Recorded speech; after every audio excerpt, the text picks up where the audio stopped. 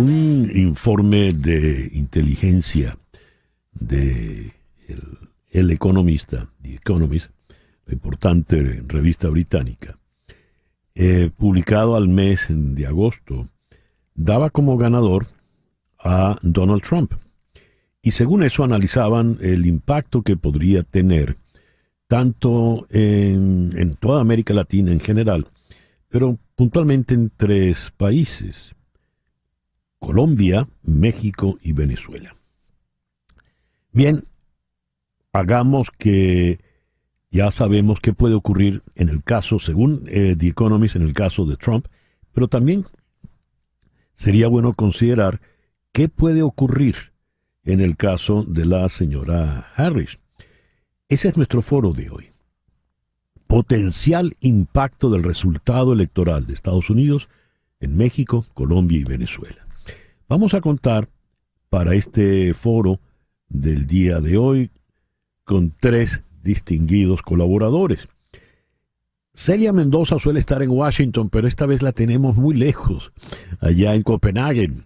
Celia, muy buenos días, muy buenas tardes por allá. Espero que no estés pasando demasiado frío. Buenas tardes, César Miguel. En Washington sí está Alejandro Werner, director del Georgetown Americas Institute. Alejandro, muy buenos días. Gracias por estar con nosotros. No, un gusto estar en tu programa. Buenos días. Y en Madrid está el economista venezolano, profesor. No tenemos a José Manuel, todavía no ha entrado, pero estamos esperando para hablar del caso venezolano al economista José Manuel Puente. A ver, Celia, sea el señor Trump, sea la señora Harris, ¿de qué manera esto va a impactar en Colombia? Realmente para Colombia es importante quién sube a la presidencia. Sabemos que hay una administración, la primera de izquierda en su historia. El señor Petro podría ser tiene estos últimos tiempos, ha tenido tensiones internas en su propio país, lo que significa que el cambio de gobierno podría generar otras situaciones particulares. Pero creo que más allá de que si es Donald Trump o Kamala Harris, es quién va a entrar y quién va a dominar el Congreso estadounidense, porque Colombia tiene un gran número de alianzas y de trabajo conjunto. Tenemos que recordar que hay un proceso de verificación cuando se trata de la erradicación de las drogas en Colombia. Hay cuestionamientos serios acerca de cómo ha manejado el tema de la seguridad el presidente Petro, donde se han logrado resurgir algunos de los miembros de disidencias de las FARC, el ELN, iniciaron con conversaciones, terminaron eliminándolas. Todo este tema de seguridad es un reto que tendría. ¿Cómo lo manejaría Trump si le creemos lo que ha venido diciendo? Es que tendría una política mucho más nacionalista, de menos colaboración, de menos recursos, de menos fondos para países, y esto obviamente lo delinearíamos con cómo se ve el perfil de la Cámara de Representantes y cómo está el Senado, donde hay personas que trabajan directamente con tema Colombia. Posiblemente habría una alianza, un trabajo. Es más fácil que se sienta más identificado con Kamala Harris, que se ve como una mujer más progresista, donde sus políticas estarían más alineadas a lo que se ha venido dando con la administración Biden, y esto obviamente podría ser algo un poco más llevable, porque él conoce la política en la que estarían trabajando. No habría un cambio radical, por lo menos hasta donde tenemos entendido.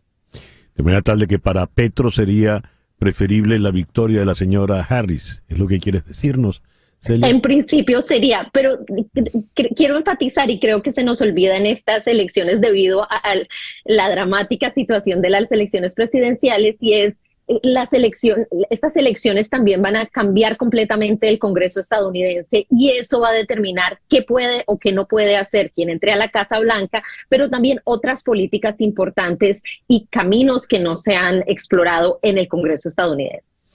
Bien, en Washington está Alejandro Werner, del Georgetown Americas Institute. Alejandro, ¿de qué manera gane una o gane el otro va a esto a impactar en México? Mira, yo creo que lo primero que tenemos que analizar, porque eso va a afectar a México, Colombia, América Latina, etcétera, es cómo va a afectar al mundo. Entonces, ahí, y como bien decía Celia, obviamente un gobierno de Harris representa mucha más continuidad y por lo tanto mucha menos incertidumbre que un gobierno de Trump, ¿no? Entonces, en el caso de que Trump llegara a ganar las elecciones la primera semana de noviembre, donde hay incertidumbre importante. En el ámbito geopolítico, obviamente los conflictos que está atravesando el mundo hoy, ¿no? Ucrania, Rusia, Medio Oriente y obviamente el conflicto de mediano plazo entre China y Estados Unidos, podría haber cambios importantes y eso generaría incertidumbre. Y en términos económicos, las políticas que ha anunciado, digamos, sobre todo en la parte de tarifas, no solo contra China, sino contra el resto del mundo, y también en la parte migratoria pudiesen tener efectos económicos y sobre todo en el corto plazo mucha incertidumbre, ¿no? Después de la elección. Con respecto a México, sí, específicamente, digamos, mucha gente cree que las políticas de Trump llevan a efectos inflacionarios y recesivos, sobre todo por el lado de tarifas. Específicamente en México, los tres grandes temas en la relación bilateral son comercio, migración y crimen organizado y drogas. En comercio, México, Canadá y Estados Unidos tienen el Tratado de Libre Comercio de América del Norte, que supuestamente tiene que ser revisado en el año 2026. Entonces, la negociación sobre la revisión de ese tratado y cómo ese tratado se va a enfocar a reflejar el conflicto China-Estados Unidos va a ser un tema muy importante. Obviamente, en temas de migración, tanto Harris como Trump, pero sobre todo en la administración de Trump va a haber una agenda muy agresiva para frenar la migración y como él ha anunciado, de deportaciones masivas hacia México y otros países de Centroamérica. Y todo esto obviamente podría tener un impacto negativo sobre la economía de México. Se podría reflejar importante sobre la moneda, sobre el peso, en depreciaciones fuertes. Y bueno, y esto generaría incertidumbre importante y probablemente contribuiría a acentuar tal vez una desaceleración o una recesión económica en México en el año 2025. Alejandro, cuando hablabas de tarifas, te referías a los aranceles, ¿verdad? Exacto. Sí. Muy bien, muy bien. Y el caso venezolano lo tocamos con el doctor José Manuel Puente, economista por la Universidad de Oxford. Vamos a Madrid. José Manuel, muy buenos días, muy buenas tardes allá al otro lado del océano. Muy buenas tardes, César Miguel. Muy grato estar contigo nuevamente. Bueno, para Venezuela yo creo que lamentablemente el panorama en cualquiera de los escenarios es muy complejo. Gane Trump, gane Kamala Harris, no cabe duda que hay una posible mayor afinidad política con la opción de Kamala Harris, pero Venezuela está en problemas de cualquiera de las maneras porque es un país que acaba de tener unas elecciones que nadie reconoce o prácticamente nadie reconoce ni dentro de Venezuela ni fuera de Venezuela. Es un gobierno que una gran parte del mundo considera que hizo un fraude y dio un golpe de Estado. Son dos golpes muy fuertes. Uno, la oposición gana con cerca de 8 millones de votos versus 2.3, 2.4 millones que están contabilizados en las actas, y después el general en jefe de las Fuerzas Armadas declara públicamente que quien gana las elecciones es Nicolás Maduro. Es decir, estamos hablando de un fraude y un golpe de Estado, dos eventos muy negativos que van a moldear lo que es el comportamiento de la economía venezolana, que ya es una economía en problemas, la economía que tiene una de las inflaciones más altas de América Latina, un tipo de cambio que está fuertemente apreciado, está a punto de caramelo, como decimos en Venezuela, para una fuerte devaluación y un sobresalto inflacionario. Entonces, independientemente de quién pueda ganar en Estados Unidos, Venezuela tiene que transitar por una avenida de ajustes muy costosos y con un gobierno no reconocido por los venezolanos, gran parte de los venezolanos y por gran parte del mundo. Recordemos que 50 gobiernos del mundo no reconocen las elecciones, gran parte de América Latina, la Unión Europea y gran parte del mundo norteamericano, Norteamérica y Canadá. Entonces, con conclusión, el escenario para Venezuela es muy complicado por la no reconocimiento del proceso electoral y los profundos desajustes macroeconómicos que tiene en este momento. Muy bien. Este foro lo convocamos inspirados básicamente en el trabajo de la unidad de inteligencia de la revista The Economist. Este es un trabajo al mes de agosto donde para ellos era el ganador, el triunfador sería el expresidente Donald Trump. A beneficios de este breve foro, asumamos que es Trump el ganador.